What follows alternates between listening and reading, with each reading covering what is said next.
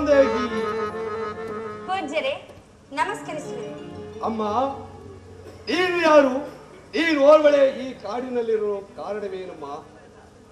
ಪೂಜ್ಯರೇ, ನಾನು ದಶರಥ ಚಕ್ರವರ್ತಿಗಳ ಸೊಸೆ, ಶ್ರೀರಾಮಚಂದ್ರನ ಧರ್ಮಪತ್ನಿ. ಕಾರಣ ನಿಮಿತ್ತ ನಾವೆಲ್ಲರೂ ವನವಾಸಕ್ಕೆ ಬಂದಿರುವೆವು. ದಯಮಾಡಿ ನನ್ನ ಸ್ವಾಮಿ ಬರುವವರೆಗೂ ಇಲ್ಲಿಯೇ ವಿಶ್ರಮಿಸಿಕೊಳ್ಳಿ. ಅಮ್ಮ, ನಾನು ಓರ್ವ ಸನ್ಯಾಸಿ ಅಮ್ಮ. ನನಗೆ ಹಸಿವು ಬಾಯಾರಿಕೆಯು ಬಹಳವಾಗುತ್ತಿರುವುದು. ಅದು ನನ್ನನ್ನು ಬಾಧಿಸುತ್ತಿರುವುದಮ್ಮ. ಅಮ್ಮ, ಪಂಚವಟಿ ಎಂದರೆ ಸಾಮಾನ್ಯವಲ್ಲ. ಇಲ್ಲಿ ರಾಕ್ಷಸರೇ ತುಂಬಿ ತುಳುಕುತ್ತಿರುವರು. ಅವರ ಕಣ್ಣಿಗೇನಾದರೂ ನಾನು ಬಿದ್ದಿದ್ದೆ ಆದರೆ ಅನರ್ಥಕ್ಕೆ ಕಾರಣವಾಗುವುದಮ್ಮ. ನನಗೆ ಏನಾದರೂ ಬೇಗ ಭಿಕ್ಷೆ ನೀಡುತ್ತಾಯಿ. ಆಗಲಿ ಪೂಜ್ಯರೇ, ನನ್ನ ಸ್ವಾಮಿಯು ಮೈದನನ್ನು ಬಂದ ಬಳಿಕ ನಾವೆಲ್ಲರೂ ಸೇರಿ ನಿಮಗೆ ಭಿಕ್ಷೆ ನೀಡುವೆವು. ದಯಮಾಡಿ ವಿಶ್ರಮಿಸಿ. ಹಾಗೆ ಆಗಲಿ. ಅಬ್ಬಬ್ಬಾ, ಏನು ರೂಪು, ಏನು ಲಾವಣ್ಯ! ನನ್ನ ಅದಾಚ ಸತ್ಯವಾದ ಆ ಅರಿವು ಅರಿಯಿಂದಲೂ ಸಾಧ್ಯವಿಲ್ಲ ಈಕೆಯನ್ನು ಬಳ್ಳಿಸಲು. ಏನಾದರೂ ಆಗಲಿ, ಈಕೆಯನ್ನು ಒತ್ತೊಯ್ಯಲೇಬೇಕು, ಕಚ್ಚಿ ಒತ್ತೊಯ್ಯಲೇಬೇಕು.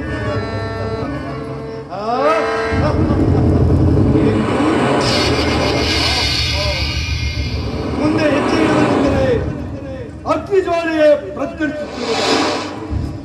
ಆ ಕಡೆಯಿಂದ ಹೋಗುವನು ಎಂದರೆ ಅಗ್ನಿಜ್ವಾಲೆಯೇ ಪ್ರಜ್ವಲಿಸುತ್ತಿರುವುದಲ್ಲ. ಏನು ಮಾಡುವುದು, ಏನು ಮಾಡುವುದು? ಓಹೋ, ಇದನ್ನು ನಾನು ದಿವ್ಯ ದೃಷ್ಟಿಯಿಂದಲೇ ನೋಡುವೆನು. ಓಹೋ, ಇದು ಲಕ್ಷ್ಮಣ ರೇಖೆ. ಲಕ್ಷ್ಮಣನು ಸಪ್ತ ರೇಖೆಗಳನ್ನು ಹಾಕಿರುವುದು. ಅದನ್ನು ದಾಟಲು ನಾನು ಅರ್ಹನು. ಈಗಲೇ ಏನಾದರೂ ಉಪಾಯವನ್ನು ಮಾಡಿ ಆಕೆಯನ್ನೇ ಈಚೆಗೆ ಬರಮಾಡಬೇಕು. ಶಂಭೋ ಮಹಾದೇವ, ಶಂಭೋ ಮಹಾದೇವ, ಭವತಿ ಭಿಕ್ಷಾಂಗಿ. ಅಮ್ಮ, ಮಗಳ ಹಸು ಬಾಯಾರಿಕೆಯು ಬೇಗ ಬಳಸುತ್ತಿರುವುದಮ್ಮ. ಬೇಗ ಬಂದು ಭಿಕ್ಷೆ ನೀಡುತ್ತಾಯಿ. ಪೂಜ್ಯರೇ, ಸ್ವೀಕರಿಸಿ. ಅಮ್ಮ, ನಾವು ಓರ ಸನ್ಯಾಸಿಗಳಮ್ಮ. ಸಂಸಾರಿ ಎರಡೂ ಕೂಡ ನಮ್ಮ ಮೇಲೆ ಬೀಳಬಾರದು. ಆದ್ದರಿಂದ ನೀನೇ ಇಲ್ಲಿಗೆ ಬಂದು ಭಿಕ್ಷೆ ನೀಡುತ್ತಾಯಿ. ಕ್ಷಮಿಸಿ ಪೂಜ್ಯರೇ, ನನ್ನ ಮೈದುನನು ಇಲ್ಲಿ ಸಪ್ತ ಋಷಿಗಳ ಆಜ್ಞೆಯನ್ನು ಬರೆದಿದ್ದಾನೆ. ನಾನು ಅದನ್ನು ಯಾವುದೇ ಕಾರಣಕ್ಕೂ ದಾಟುವಂತಿಲ್ಲ. ಏನು? ನನ್ನಂತ ಯತಿಗಳಿಗೂ ಸಪ್ತರೇಖೆಗಳೇ? ಇದು ಇಲ್ಲ ಎಂಬುವ ಸೂಚನೆ. ಆಗಲಮ್ಮ, ನಿನಗೆ ತಕ್ಕ ಶಾಪವನ್ನು ಕೊಟ್ಟಿ ನಾನಿನ್ನು ಬರುತ್ತೇವೆ. ಅಮ್ಮ, ಸ್ವಲ್ಪ ಮುಂದೆ ಬರುವಳಾಗು. ಅಮ್ಮ, ಇನ್ನು ಸ್ವಲ್ಪ ಮುಂದೆ ಬರುವಳಾಗು. ಅಮ್ಮ, ಇನ್ನು ಸ್ವಲ್ಪ ಮುಂದೆ ಬಂದರೆ ಹಾಗೆ ಹೋಗುವುದು.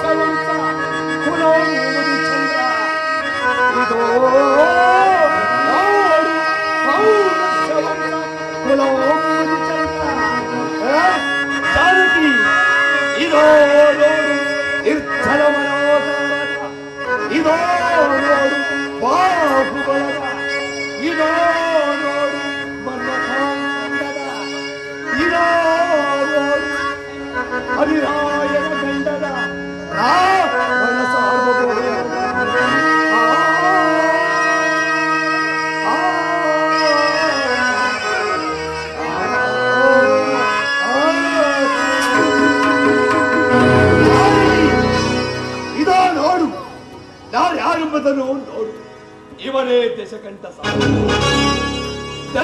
ಸಾರ್ವಭೌಮ ದಕ್ಷಿಣೇಶ್ವರ. ಇದು ಪುಷ್ಪಕಿಮಾನವು ಸಿದ್ಧವಾಗಿರುವುದು. ಪುಷ್ಪಕಿಮಾನವು ಸಿದ್ಧವಾಗಿರುವುದು. ಹತ್ತಿ ನಡೆವಳಾಗು, ಲೆಕ್ಕೆಗೆ ಹೋಗೋಣ.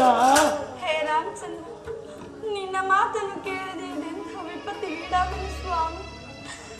ಅಯ್ಯೋ, ದಶರಥ ಚಕ್ರವರ್ತಿಗಳೇ, ಶ್ರೀರಾಮಚಂದ್ರ, ಮೈದನನಾದ ಲಕ್ಷ್ಮಣ, ಯಾರಾದ್ರೂ ಬಂದು ನನ್ನನ್ನು ಕಾಪಾಡಬಾರದು. ಈ ದೃಢನಿಂದ ನನ್ನನ್ನು ರಕ್ಷಿಸುವವರ ಹಾಕು ಇಲ್ಲವೇ? ಕಾಪಾಡಿ.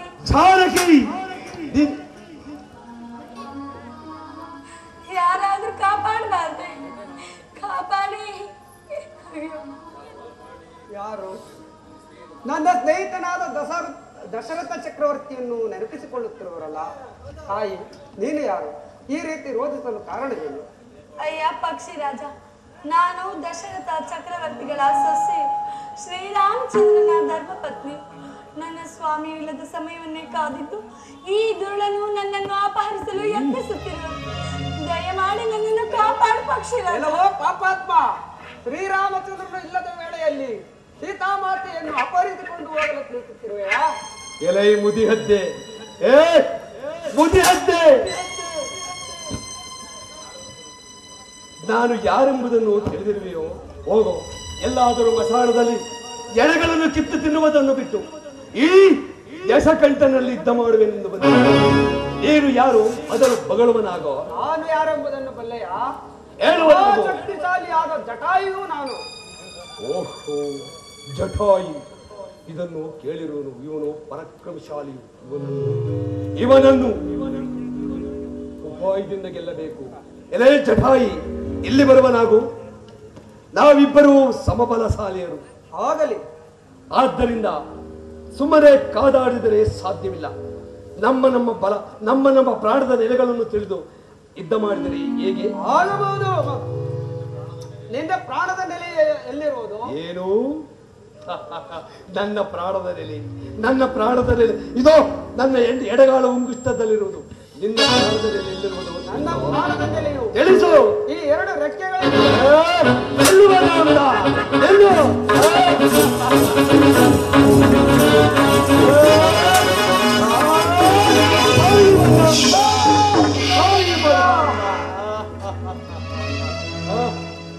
ಜಾನಕಿ, ನಿನ್ನನ್ನು ರಕ್ಷಿಸಲು ಬಂದ ಈ ಪಕ್ಷಿಯ ಗತಿ ಏನಾಗಿತ್ತು ನೋಡಿದ್ಯಾ? ಈ ಅಶೋಕವನದಲ್ಲಿ ನಿನ್ನನ್ನು ರಕ್ಷಿಸುವರು ಯಾರೂ ಇಲ್ಲ. ನಡೆ, ಲೆಕ್ಕಾನಗರಕ್ಕೆ ಹೋಗೋಣ. ಪುಷ್ಪ ಕೈಮಾರವು ತಯಾರಾಗಿರುವುದು. ಪಕ್ಷಿರಾಜ, ನನ್ನನ್ನು ಕಾಪಾಡಲು ಬಂದ ನಿನಗೂ ಕೂಡ ಇಂತಹ ದುರವಸ್ಥೆ ಉಂಟಾಯಿತೆ. ಅಯ್ಯೋ, ಇನ್ನು ನನ್ನನ್ನು ಕಾಪಾಡುವವರು ಯಾರೂ ಇಲ್ಲವೇ? ಹೇ ಪಕ್ಷಿರಾಜ, ನನ್ನ ಸ್ವಾಮಿಗೆ ನನ್ನ ಈ ಸಂಗತಿ ತಿಳಿಯುವವರೆಗೂ ನಿನ್ನ ಪ್ರಾಣ ಪಕ್ಷಿ ಯಾರೇ ಹೋಗಲಿ, ನಿನ್ನ ಪ್ರಾಣ ಪಕ್ಷಿ ಯಾರೇ ಹೋಗದಿರಲಿ. ಜಾನಕಿ, ನಡೆ, ರಥವನ್ನತ್ತಿ ಲೆಕ್ಕಾನಗರಕ್ಕೆ ಹೋಗೋಣ. ಹತ್ತುವರಾಗು. ನಾನು ಬರಬಾರದೆಂದು ನಿನಗೆ ಹೇಳಿರಲಿಲ್ಲವೇ? ಅಣ್ಣ, ದೂರದಲ್ಲಿ ಹಾರ್ತು ಧ್ವನಿಗಳು ಕೇಳಿ ಬರಲು ಮಾತೆಯವರು ಭಯಭೀತರಾಗಿ ನಾನು ಎಷ್ಟು ವಿಧವಾಗಿ ಹೇಳಿದರು ಅವರು ಕೇಳದೆ ನನ್ನನ್ನು ಅವ್ಯಾಚ ಶಬ್ದಗಳಿಂದ ಆಡಿ ಕಳಿಸಿದರಣ್ಣ. ಆಘಾತವಾಯಿತು ಲಕ್ಷ್ಮಣ, ಆಘಾತವಾಯಿತು. ಮಾರೀಚನು ಸಾರಂಗ ವೇಷದಲ್ಲಿ ಬಂದು ಆ ರೀತಿ ಕೂಗಿದನು. ನಡೆ ನಡೆ, ಜಾಗೃತಿಯಾಗಿ ಹೋಗಿ ಸೀತೆಯನ್ನು ಕಾಣೋಣ. ಸೀತಾ, ಮಾತಾ, ಜಾನಕಿ, ಅಮ್ಮ, ವೈದೇಹಿ, ಮಾತಾ, ಮನೋಹರೇ, ಸೀತಾ. ಲಕ್ಷ್ಮಣ, ಅಣ್ಣ, ಜಾನಕಿಯು ಇಲ್ಲೆಲ್ಲೂ ಕಾಣುತ್ತಿಲ್ಲವಲ್ಲ? ಗೋದಾವರಿ ತೀರದಲ್ಲಿ ಏನಾದರೂ ಇರುವಳೇನೋ? ಹೋಗಿ ನೋಡಿಕೊಂಡು ಬರೋಣ ಬಾ. ಹಾಗಲೇ ಅಣ್ಣ.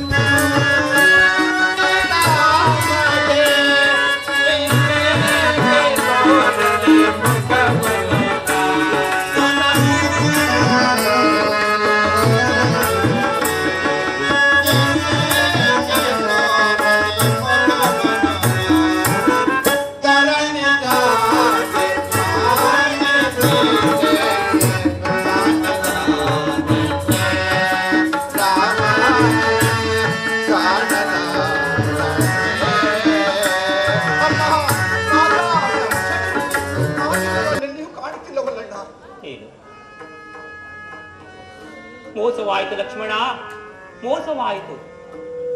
ನಾವು ಇಲ್ಲದ ಸಮಯವನ್ನು ಸಾಧಿಸಿ ಯಾರು ಜಾನಕಿಯನ್ನು ಅಪರಿಸಿದಂತೆ ಕಾಣುತ್ತಿರುವುದು ಲಕ್ಷ್ಮಣ, ಅಪರಿಸಿದಂತೆ ಕಾಣುತ್ತಿರುವುದು. ಹೀಗೇನು ಮಾಡಲಿ? ಎಲ್ಲಿ ಹುಡುಕಲಿ?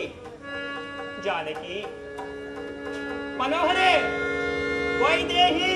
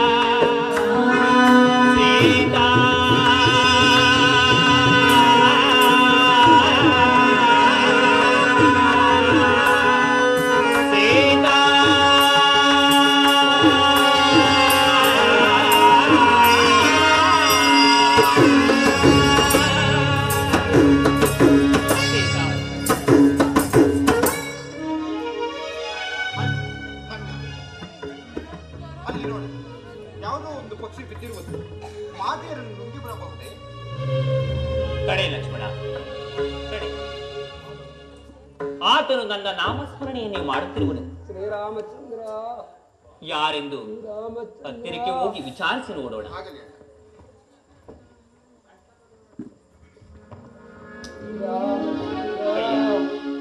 ಅಯ್ಯ ಪಕ್ಷಿರಾಜ, ನೀನು ಯಾರು? ಈ ದುರಾವಸ್ಥೆಗೆ ಕಾರಣವೇನು? ನಾನು ಜಟಾಯು. ರಾವಣನು ನನ್ನನ್ನು ಸಂಹರಿಸಿದನು. ನಿಮಗೆ ವಿಷಯ ಮುಟ್ಟುವ ತನಕ ನನ್ನ ಮರಣವು ಬಾರದೆ ಇರಲಿ ಎಂಬುದಾಗಿ ಸೀತಾಮಾತೆಯು ವರವನ್ನು ಕೊಟ್ಟಿರುವರು. ಶ್ರೀರಾಮಚಂದ್ರ, ನನಗೆ ಮೋಕ್ಷವನ್ನು ಕೊಡು.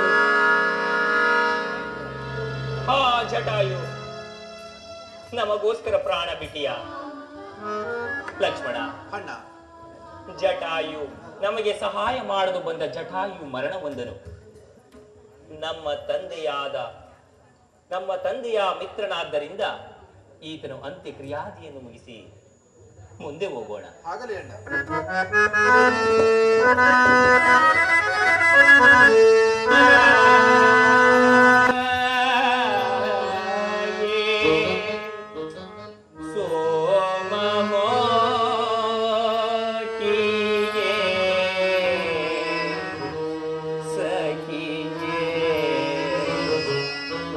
Yeah.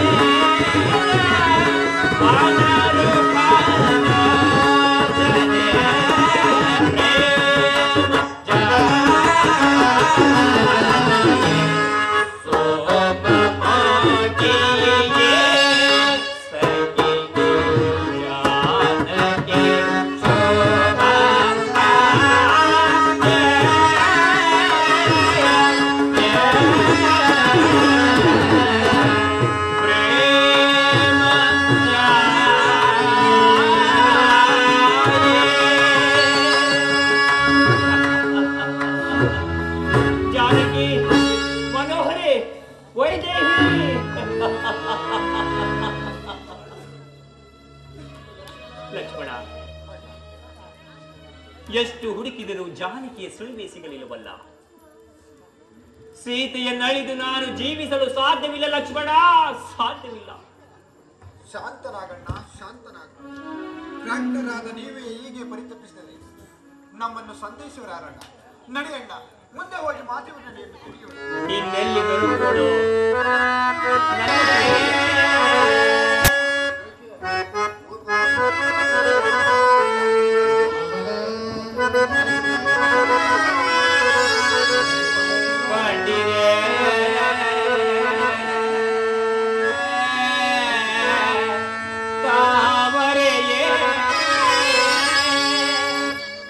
ಮತ್ತೆ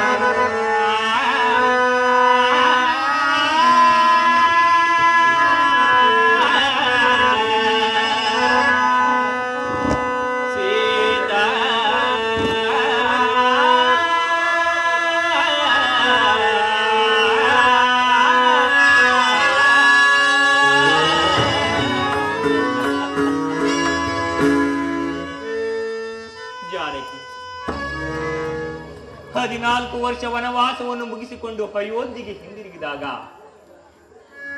ಅಲ್ಲಿನ ಪುರಜನರು, ಗುರು ವಸಿಷ್ಠರು, ಮಾತೆಯರು ರಾಮ ರಾಮ ಸೀತೆಯಲ್ಲಿ, ಜನಕ ಸುತೆಯಲ್ಲಿ ಎಂದು ಕೇಳಿದರೆ ಏನೆಂದು ಹೇಳಿರಿ ಲಕ್ಷ್ಮಣ, ಏನೆಂದು ಹೇಳಿರಿ?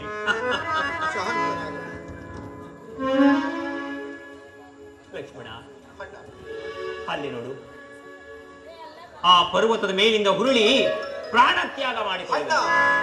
ನಿನ್ನನ್ನು ಕಳೆದುಕೊಂಡು ನಾನು ಹೇಗೆ ಜೀವಿಸಲಿ? ನಡೆಯಣ್ಣ, ನಾನು ನಿನ್ನಿಂದಲೇ ಪಾಲಿಸಬೇಕು.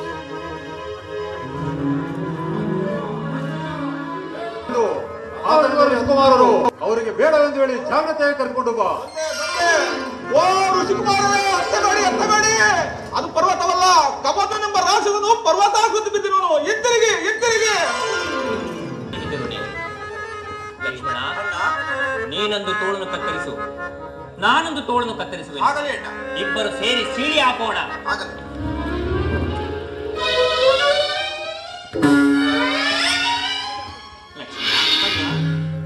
ಈ ಕಬಂಧನ ವಿಚಾರವನ್ನು ತಿಳಿಸಿದವರು ಯಾರಾಗಿರಬಹುದು?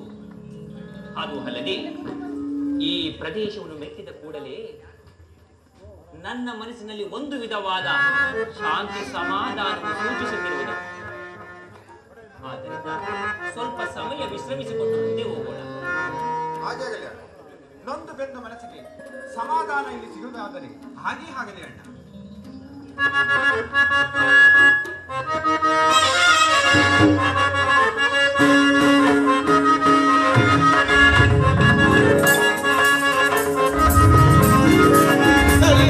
ದಳದಂತೆ ಒಳವ ಕೈಗೊಳ್ಳ, ನಳಿನ ದಳದಂತೆ ಒಳವ ಕೈಗೊಳ್ಳ, ನಳಿನ ದಳದಂತೆ ಒಳವ ಕೈಗೊಳ್ಳ, ನಳಿನ ದಳದಂತೆ ಒಳವ ಕೈಗೊಳ್ಳ,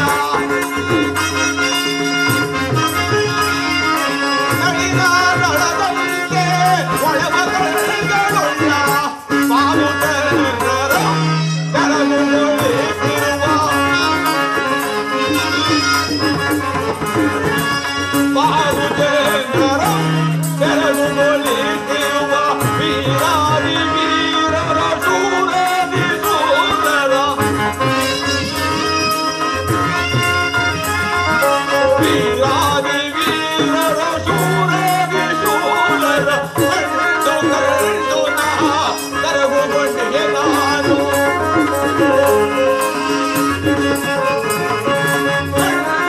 ಕಂಡು ನಾ ಕರಗುಗೊಂಡಿಗೆ ನಾನು, ಕಂಡೆ ದಿವ್ಯ ಮೂರ್ತಿಗಳ, ಕಣ್ಣಾದ ಕಂಡೆ ದಿವ್ಯ ಮೂರ್ತಿಗಳ, ಕಣ್ಣಾದ ಕಂಡೆ ದಿವ್ಯ ಮೂರ್ತಿಗಳ, ಕಂಡೆ ದಿವ್ಯ ಮೂರ್ತಿಗಳ.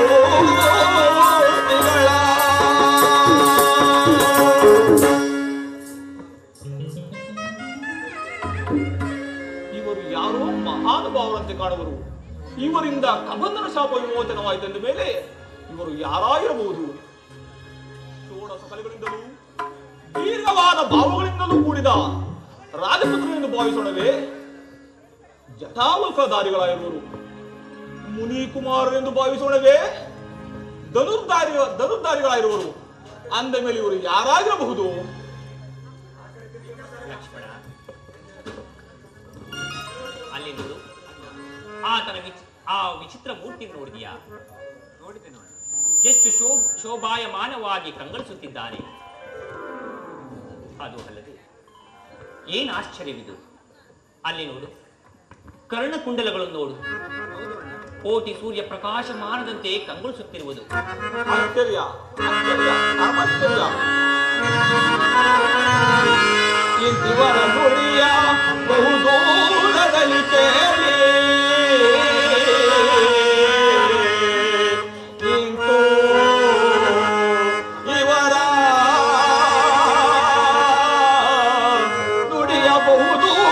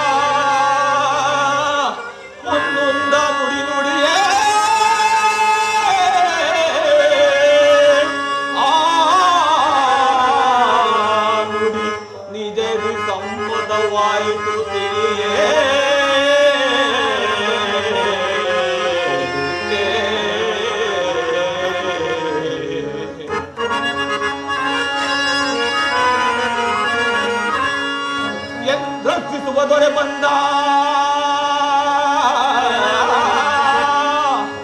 ಎಲ್ಲರ ಕಿಡುವ ದೊರೆ ಬಂದ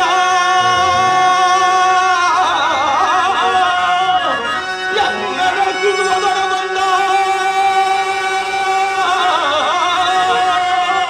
ಸಿದ್ಧೆಯಿಂದೇ ಆದುದಾನಂದ ಆನಂದ ಆನಂದ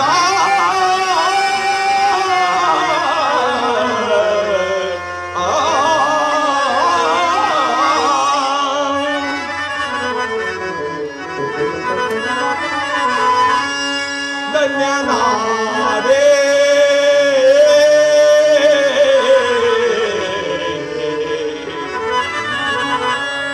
ಧನ್ಯನಾದೆನು ದಿವ್ಯ ಜಗಂಗಳಲ್ಲಿ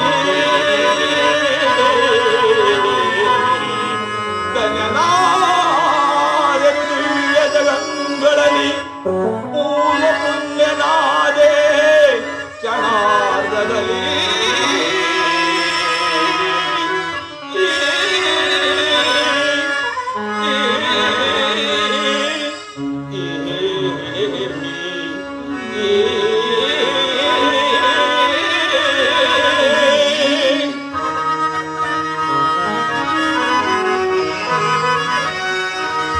ಕರಿವರದ ಭಕ್ತಿ ವಿನೋದ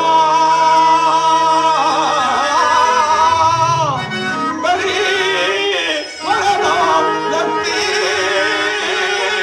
ವಿನೋದ ನರನರಿಯುತ್ತಾನೆ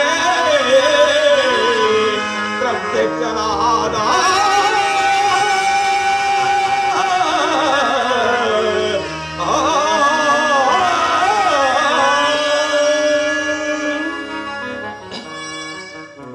ಏನಾಶ್ಚರ್ಯವಿದು, ನನ್ನ ಕರ್ಣಕುಂಡಲಗಳು ಯಾರಿಗೂ ಗೋಚರಿಸುತ್ತಿಲ್ಲ. ಇವರಿಗೆ ಗೋಚರವಾಯಿತೆಂದ ಮೇಲೆ ನನ್ನ ತಾಯಿಯಾದ ಅಂಜನಾದೇವಿ ಹೇಳಿದ ಮಾತು ಇಲ್ಲಿಗೆ ಸಫಲವಾಯಿತೆ. ಮಗು, ನಿನ್ನ ಕರ್ಣಕುಂಡಲಗಳು ಯಾರು ಗುರುತಿಸುವರೋ ಅವರೇ ಮಾನವ ಅವತಾರಿಯಾದ ಶ್ರೀರಾಮಚಂದ್ರಂತರು. ಅವರ ಸೇವೆ ಮಾಡಿ ಧನ್ಯನಾಗು ಎಂದಿದಳು. ಆದ್ದರಿಂದ ಇವರು ಯಾರೆಂಬುದನ್ನು ನಾನೇ ವಿಚಾರಿಸಿ ನೋಡುವೆನು.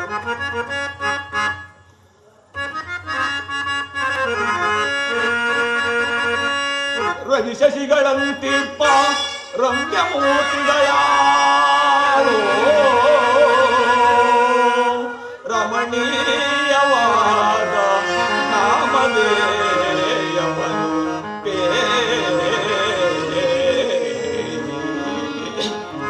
ರವಿ ಶಶಿಗಳಂತಿಪ್ಪ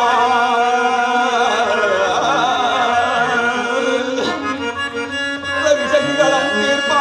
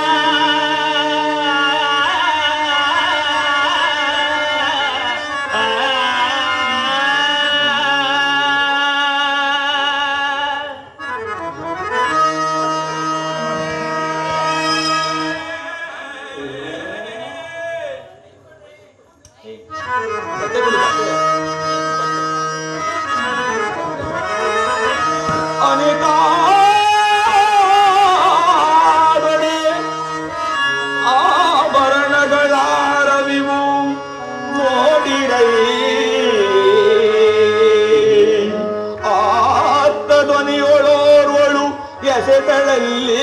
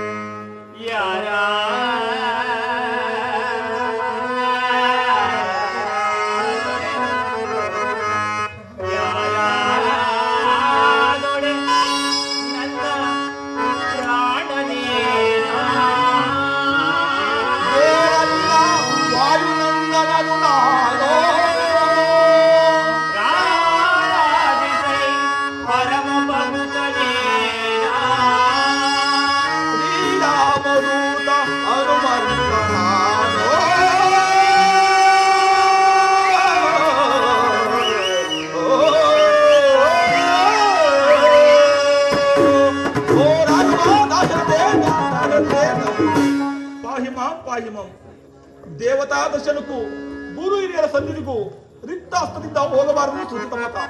ಆದ್ದರಿಂದ ಇಲ್ಲೇ ದೊರೆಯಬಹುದಾದ ಫಲಾಪುಷ್ಪಾದಿಗಳನ್ನು ತೆಗೆದುಕೊಂಡು ಇವರಿಗೆ ಅರ್ಪಿಸಿ ಧನ್ಯನಾಗುವೆನು.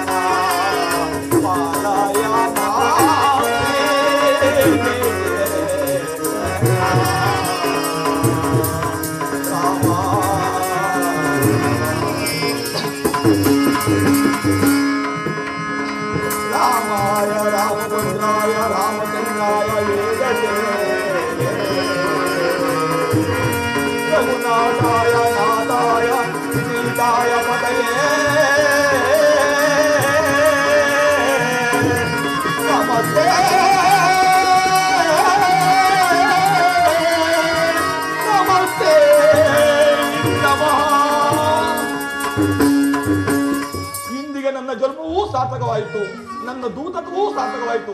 ದೇವ, ಬ್ರಹ್ಮಶ್ಚರ್ಯ ಆಶ್ರಮದಲ್ಲಿರುವ ನನ್ನನ್ನು ನಿಮ್ಮ ಪಾದ ಸೇವಕನಾಗಿ ಸ್ವೀಕರಿಸಬೇಕೆಂದು ಬೇಡಿಕೊಳ್ಳುವೆನು. ಅಯ್ಯ, ನೀನು ಯಾರು? ನಿನ್ನ ಭಕ್ತಿ, ಶ್ರದ್ಧೆ, ವಿನಯ, ವಿಶ್ವಾಸಗಳಿಗೆ ನಾನು ಮನಸೋತಿರುವೆ. ನೀನು ಯಾರು? ನಿನ್ನ ವೃತ್ತಾಂತವೇನು? ಇಲ್ಲಿನ ಸಮಾಚಾರವೇನು? ದೇವ, ಕೇಸರಿ ಎಂಬ ಕಪಿಕುಲಧ್ಯಕ್ಷನ ಧರ್ಮಪತ್ನಿಯಾದ ಅಂಜನಾದೇವಿಯ ಗರ್ಭದಲ್ಲಿ ಈಶ್ವರ ಪ್ರಣೇತ ವಾಯುದೇವನ ವರಪ್ರಸಾದದಿಂದ ಜನಿಸಿ ನನ್ನನ್ನು ಆಂಜನೇಯಂತಲೂ, ಹನುಮಂತನೆಂತಲೂ, ಮಾರುತಿಯಂತಲೂ, ವಾಯುಪುತ್ರನೆಂತಲೂ ಕರೆಯುವರು. ದೇವ, ಇಲ್ಲೇ ಸಮೀಪದಲ್ಲಿ ನನ್ನ ಒಡೆಯನಾದ ಸುಗ್ರೀವರಾಜನಿರುವನು. ನೀವು ಅಲ್ಲಿಗೆ ಬಂದರೆ ಆತನಿಗೂ ನಿಮಗೂ ಸಖ್ಯ ಮಾಡಿಸುವೆನು. ಅಯ್ಯ ಮಾರುತಿ, ಮಾರ್ಗಾಯಾಸದಿಂದ ಬಹಳವಾಗಿ ಬಳಲಿ ಬಂದಿರುವುದರಿಂದ ನಿಮ್ಮೊಡೆಯನಾದ ಸುಗ್ರೀವರಾಜನನ್ನು ಇಲ್ಲಿ ಕರೆದುಕೊಂಡು ಬಾ. ಅಪ್ಪಣೆ ಎಂತಾಗಲಿ. ಓ ಒಡೆಯ ಸುಗ್ರೀವರಾಜ, ಬೇಗ ಬಾ, ಬೇಗ ಬಾ. ಈಗ ಬಂದಿರುವರು ಶತ್ರು ಪಕ್ಷದವರಲ್ಲ, ನಮ್ಮನ್ನು ಉದ್ಧರಿಸಲು ಜಗದೊಡೆಯರಾದ ರಾಮಲಕ್ಷ್ಮಣರು ಬಂದಿರುವರು. ಅವರ ಕಷ್ಟಗಳನ್ನು ಭಿನ್ನವಿಸಿಕೋ, ನಮ್ಮ ವಂಶವೇ ಪಾವನವಾಗುವುದು.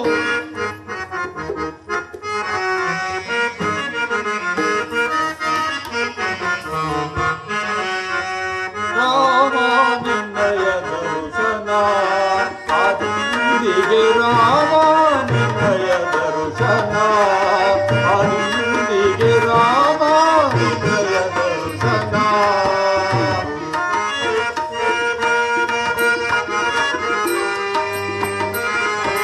ಪ್ರೇಮ ನಿನ್ನಯ ಸೇವೆಯೋ ಆದಿಗೆ,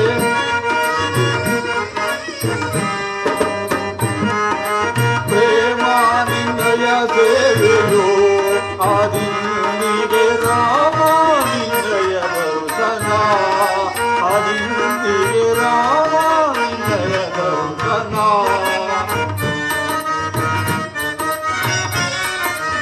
ಸ್ವಾಮಿ ದೀನನ ವರಲಾಗಿಸೋ ಬಂದೋ,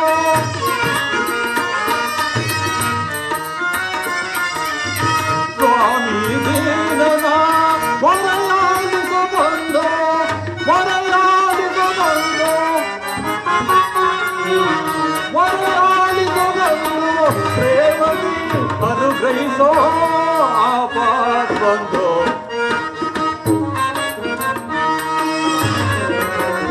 ಪ್ರೇಮದಿ ಅನುಗ್ರಹಿಸೋ ಆಪಾದ ಬಂದೋ. ರಾಮ ನಿನ್ನಯ ದರ್ಶನ ಆದಿಗೆ, ರಾಮ ನಿನ್ನಯ ದರ್ಶನ ಆದಿಗೆ, ನಿನ್ನಯ ದರ್ಶನ ಆದಿಗೆ, ನಿನ್ನಯ ದರ್ಶನ.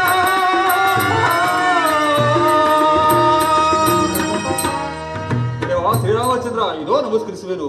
ಸುಗ್ರೀವರಾಜ, ನಿನಗೆ ಮಂಗಳವಾಗಲಿ. ನಿನ್ನ ವೃತ್ತಾಂತವೇನು? ಇಲ್ಲಿನ ಸಮಾಚಾರವೇನು?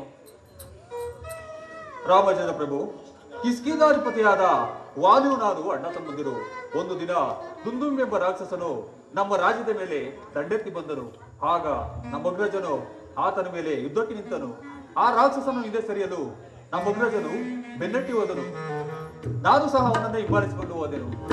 ಆ ರಾಕ್ಷಸನು ಒಂದು ಗುಹೆಯನ್ನು ಪ್ರವೇಶಿಸಿದನು. ಗುಹಾ ದ್ವಾರದಲ್ಲಿ ಗುಹೆಯ ದ್ವಾರದಲ್ಲಿ ನನ್ನನ್ನು ಕಾವಲಿರಿಸಿ ನಮ್ಮ ಅಗ್ರಜನು ಗುಹೆಯನ್ನು ಪ್ರವೇಶಿಸಿದನು. ವರ್ಷ ಕಾಲವಾದರೂ ಗುಹೆಯಿಂದ ಹೊರಗೆ ಬರಲೇ ಇಲ್ಲ.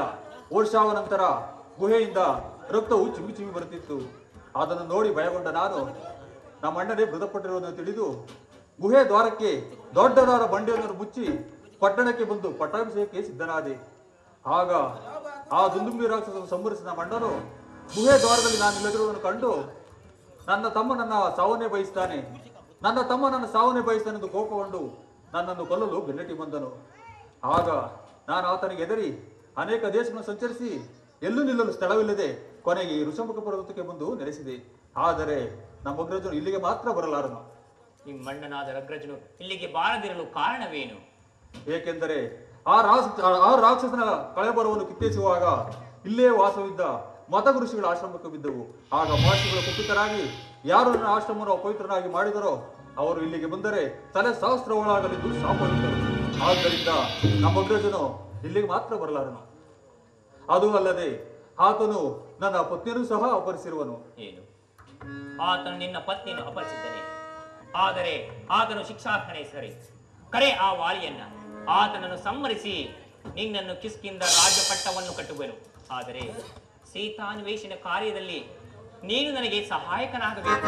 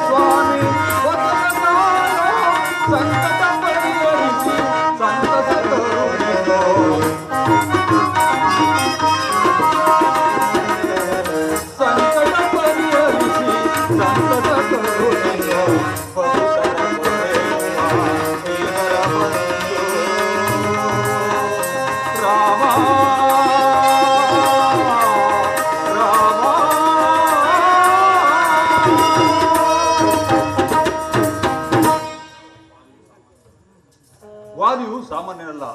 ಅವನನ್ನು ಜಯಿಸಬೇಕಾದರೆ ಅಲ್ಲಿ ಕಾಣುವ ಸಾಲು ಮರಗಳನ್ನು ಯಾರು ಒಂದೇ ಬಾಣದಿಂದ ಕತ್ತರಿಸುವರೋ ಅವರಿಂದ ಮರಣವೆಂದು ಮತ ಋಷಿಗಳ ವರವಿದೆ.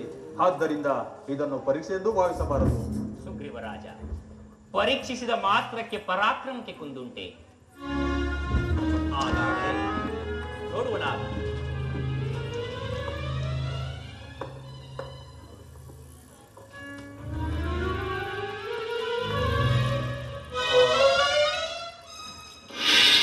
ಸುಗ್ರೀವ ರಾಜ, ನಿನ್ನ ಅನುಮಾನವು ಬಗೆಹರಿತೆ.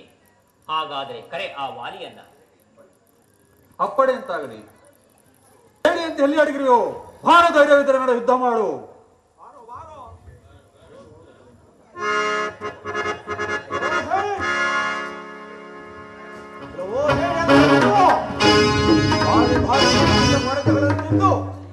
ಅವಮಾನಿತನಾದರೂ ಪುನಃ ನನ್ನೊಂದಕ್ಕೆ ಕರೆತಿರುವೆಯ ಮದಹಂತ.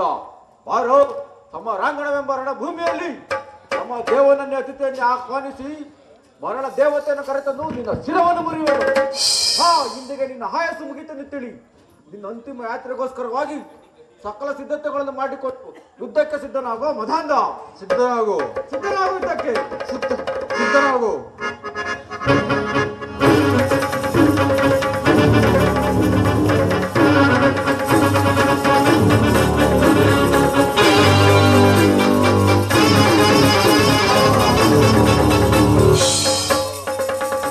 ಮತ್ತೊಮ್ಮೆ ನನ್ನ ಯುದ್ಧಕ್ಕೆ ಕರೆದದ್ದೇ ಆದರೆ ನಿನ್ನನ್ನು ಇಲ್ಲೇ ಹೂತು ಬಿಡುವೆನು.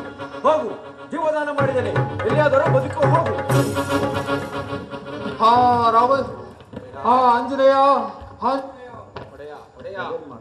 ಇವರ ಸವಾಸವು ಸಾಕು. ಇವರು ಬಂದ ದಾರಿಯಲ್ಲೇ ಹಿಂತಿರುವಂತೆ ತಿಳಿಸಿಬಿಡು. ಶಾಂತನಾಗೋಡೆಯ, ಇದರಲ್ಲಿ ಏನೋ ವಿಷಯವಿರಬೇಕು. ಪ್ರಭು ರಾಮಚಂದ್ರ, ಈ ವಿಷಯ ಪರೀಕ್ಷೆ ಏನು ಸ್ವಾಮಿ?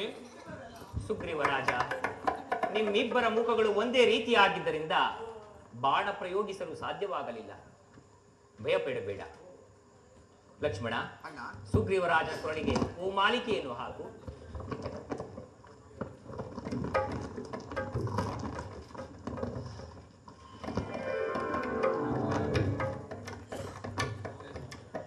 ಆಂಜನೇಯ, ಆಂಜನೇಯ, ಈ ಮಾಲೆಯನ್ನು ಧರಿಸಿದ್ದ ಮಾತ್ರದಿಂದಲೇ ನನಗೆ ನವಚೈತನ್ಯ ಉಂಟಾಗುತ್ತಿರುವುದು. ಒಡೆಯ, ಇದು ವಿಜಯ ಮಾಲೆ ಸರಿ. ಕರೆಯ ಮಾಲೆ ಯುದ್ಧಕ್ಕೆ.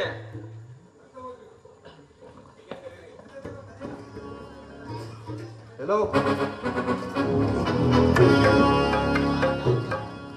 ಎಲ್ಲವೋ ಏಡಿಯಾದ ಮಾಲಿಯೇ, ಇದೀಗ ತಾನೇ ನನ್ನೊಡನೆ ಗೆದ್ದನೆಂದು ಎದ್ದುತ್ತಿರೋ ಇಲ್ಲ.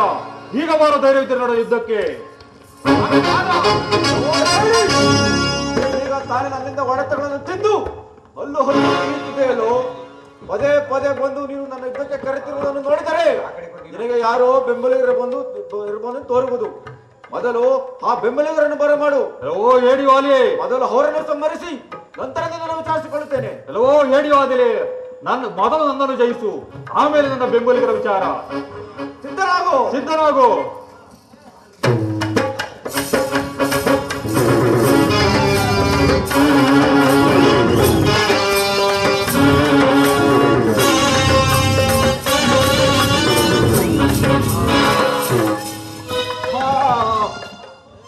ಯಾರು ಯಾರು ಮರೆ ನಿಂತು ಬಾಣ ಹೊಡೆದವರು ಯಾರು? ನನ್ನ ಮುಂದೆ ಬಂದು ನಿಲ್ಲಬಾರದೆ? ನಾನು ಅಯೋಧ್ಯಾಪತಿ ದಶರಥನ ಸುಪುತ್ರ ಶ್ರೀರಾಮಚಂದ್ರ. ಪ್ರಭು ರಾಮಚಂದ್ರ, ಮರೆಯಲ್ಲಿ ನಿಂತು ಬಾಣ ಹೊಡಲು ಕಾರಣವೇನು? ನಾನು ನಿನಗೆ ಮಾಡಿದ ಅಪರಾಧವೇನು ಪ್ರಭು?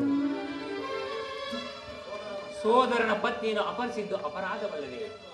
ಆದ್ದರಿಂದ ನಿನ್ನನ್ನು ಮುಖ ನೋಡಿ ಬಾಣ ಪ್ರಯೋಗ ಮಾಡಬಾರದೆಂದು ಮರೆಯಲ್ಲಿ ನಿಂತು ಬಾಣ ಪ್ರಯೋಗ ಮಾಡಬೇಕಾಗಿತ್ತು. ಪ್ರಭು, ಕಪಿಗಳಾದ ನಮಗೆ ವಾವೇ ವರಸವೆಲ್ಲವೆಂದು ಜ್ಞಾನಿಯಾದ ನಿನಗೆ ತಿಳಿದಿಲ್ಲವೇ? ಅಲ್ಲದೆ ನೀವು ಈಗ ಸುಗ್ರೀವನ ಸಖ್ಯ ಮಾಡಲು ಕಾರಣವೇನು? ದುರುಳನಾದ ದಶಕಂಠನು ನನ್ನ ಪತ್ನಿಯನ್ನು ಅಪಹರಿಸಿದ್ದರಿಂದ ಸುಗ್ರೀವರಾಜನನ್ನು ಸೀತಾನ್ವೇಷಣ ಕಾರ್ಯದಲ್ಲಿ ಆತನು ನನಗೆ ಸಹಾಯಕನಾಗುವನು. ಆದ್ದರಿಂದ ಆತನ ಸಖ್ಯ ಬೆಳೆಸಬೇಕಾಗಿತ್ತು. ಪ್ರಭು, ಈ ವಿಚಾರವನ್ನು ಮೊದಲೇ ತಿಳಿಸಿದರೆ ಆ ರಾವಣನ ಎಡೆಮರಿ ಕಟ್ಟಿ ಕ್ಷಣಾರ್ಧದಲ್ಲಿ ಹಿಡಿಕೊಂಡು ನಿಮ್ಮ ಪಾದಗಳ ಮೇಲೆ ಕೆಡಗುತ್ತಿದ್ದೆನು. ಈ ಕಾರ್ಯವು ಸುಗ್ರೀವನಿಂದ ಸಾಧ್ಯವೇ? ವಾಲಿ, ಈಗಲೂ ಕಾಲ ಮಿಂಚಿಲ್ಲ. ನೀನು ಬದುಕಬೇಕೆಂಬ ಇಚ್ಛೆ ಇದ್ದರೆ ಹೇಳು, ನನ್ನ ಬಾಣವನ್ನು ಉಪಸಂಹಾರ ಮಾಡಿಕೊಳ್ಳುವೆನು. ಬೇಡ ರಾಮಚಂದ್ರ, ಬೇಡ. ರಾಮ ಬಾಣವು ಎಂದಿಗೂ ವಿಷಯ ಕೊಡಲು. ನನಗೆ ಬದುಕಬೇಕೆಂಬ ಆಸೆ ಇಲ್ಲ. ಆದರೆ ನನ್ನದೊಂದು ಮಾತು ನಡೆಸುವಿರಾ? ಏನದು ವಾಲಿ? ಪ್ರಭು ರಾಮಚಂದ್ರ, ನನ್ನ ಕುಮಾರನಾದ ಅಂಗದನ ಸಂಪೂರ್ಣ ಭಾರವು ನಿನ್ನದಾಗಿರುವುದು.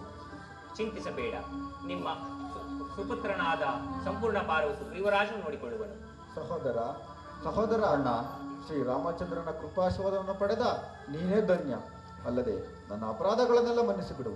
ಶ್ರೀರಾಮಚಂದ್ರನ ಸೀತಾನ್ವೇಷಣ ಕಾರ್ಯದಲ್ಲಿ ಸಂಪೂರ್ಣ ಸಹಾಯಕನಾಗಿ ನಿಂತು ಆಶೀರ್ವಾದವನ್ನು ಪಡೆದು ನಮ್ಮ ಕಪಿಕುಲವನ್ನು ಉದ್ಧಾರ ಮಾಡು. ಪ್ರಭು ರಾಮಚಂದ್ರ, ನನ್ನ ಪ್ರಾಣ ಉದ್ಮುಖಿಯಾಗುತ್ತಿದೆ. ತಂದೆ, ನನಗೆ ಮೋಕ್ಷವನ್ನು ಕೊಡು. ಪರಮಾತ್ಮ, ನನಗೆ ಮೋಕ್ಷವನ್ನು ಕೊಡು. ಜನಕ, ನನ್ನನ್ನು ತೊರೆದೆಯ? ಪ್ರಭು ರಾಮಚಂದ್ರ, ನಮ್ಮ ತಂದೆಯನ್ನು ಯಾವ ಅಪರಾಧಕ್ಕಾಗಿ ಸಂಹರಿಸಿದೆ? ಶಾಂತನಾಗು ಮಗನ ಕುಮಾರ. ನಿನ್ನ ತಂದೆಯು ಮಾಡಿದ ಅಪರಾಧಕ್ಕಾಗಿ ತಕ್ಕ ಪ್ರಾಯಶ್ಚಿತ್ತವನ್ನೇ ಪಡೆದನು. ನೀವು ಚಿಂತಿಸಬೇಡಿರಿ. ಸುಗ್ರೀವರಾಜನು ನಿನ್ನ ಯೋಗಕ್ಷೇಮವನ್ನು ನೋಡಿಕೊಳ್ಳುವುದು. ಸುಗ್ರೀವರಾಜ, ನಿಮ್ಮ ಅಣ್ಣನಾದ ವಾಲಿಗೆ ಅಂತ್ಯಕ್ರಿಯಾದಿಗಳನ್ನು ಮುಗಿಸಿ ನೀನು ಪಟ್ಟಾಭಿಷೇಕಕ್ಕೆ ಸಿದ್ಧನಾಗು. ಲಕ್ಷ್ಮಣ, ನಾನು ಪುರಪ್ರವೇಶ ಮಾಡದಿರುವುದರಿಂದ ನೀನು ಕಿಷ್ಕಿಂಧೆಗೆ ತೆರಳಿ ಸುಗ್ರೀವರಾಜನಿಗೆ ರಾಜಪಟ್ಟಾಭಿಷೇಕ, ಅಂಗದ ಕುಮಾರನಿಗೆ ಯುವರಾಜ ಪಟ್ಟಾಭಿಷೇಕವನ್ನು ಮಾಡಿ ಜಾಗೃತಿಯಾಗಿ